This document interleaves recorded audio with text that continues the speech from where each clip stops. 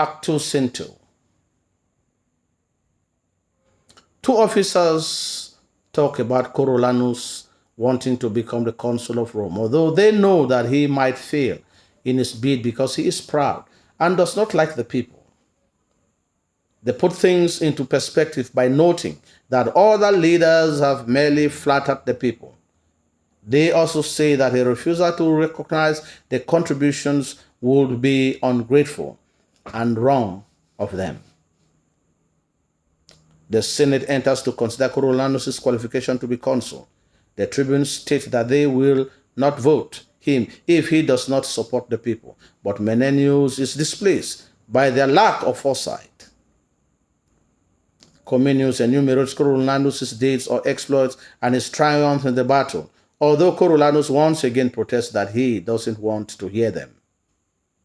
The Senate decides that Coriolanus is certainly worthy of the position because of his years of service for Rome. All that he needs to do is to gain the position through a traditional ritual of asking the people or their support. This means that he has to wear the gown of humility. This means that he has to present his wounds to the people. This means that he has to talk to the people nicely. And the Coriolanus that we know, it is difficult for him to bend to such a stooping position as to beg for the votes of the people. We also note that the tribunes don't have a foresight. Comenius enumerates the deeds and exploits of his triumph in battle. The Senate decides that Coriolanus is certainly a worthy candidate. All he needs to do is to perform this sacrifice, which he protests, but he is told that he must do it. This seems like an easy task, but Coriolanus knows that he is ill-equipped to go through with it. He stubbornly asks to be kept from the tradition which the tribunes interpret as a scorn for the people. The tribunes do not want to see him as consul, and they are ready to conspire to block his confirmation by the people in popular opinion or vote. The beginning of this scene is purely political in content and explains not only Coriolanus' views, but also those of the playwright. The two officers agree that Coriolanus is at least honest in his feeling towards the people, and his indifference towards them is a wise attitude considering the power-hungry nature of the people.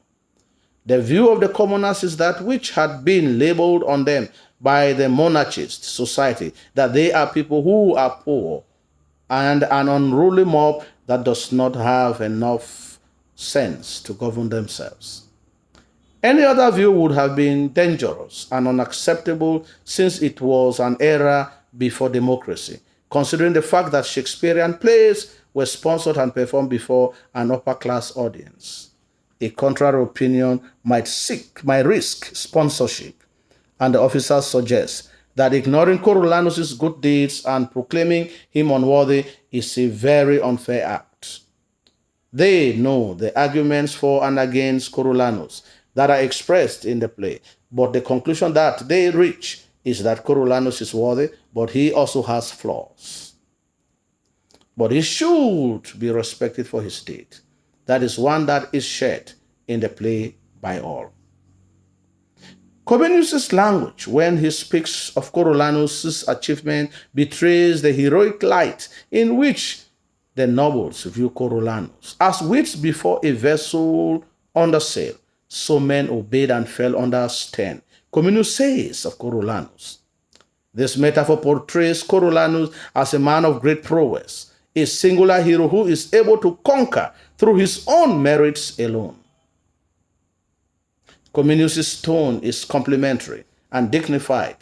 It betrays the respect that the leaders of the city have for Coriolanus, which is in direct conflict with the scorn which the tribunes have for Coriolanus. There is foreshadowing when Coriolanus is nervous at having to ask the people for his position of consulship. This nervousness foreshadows his downfall. He knows as well as Menenius does that he lacks the flattery skill and political skill to flatter the people in order to win their voices. This means a tough time gaining his position for the consulship of Rome. There is irony when Sisennius and Brutus interpret all of Coriolanus's actions according to their negative view of him, and which is not an accurate picture of the real person that he is. They treat all his actions with a scorn for the people. They are motivated by their envy for him and his political ambition to become the consul general of Rome.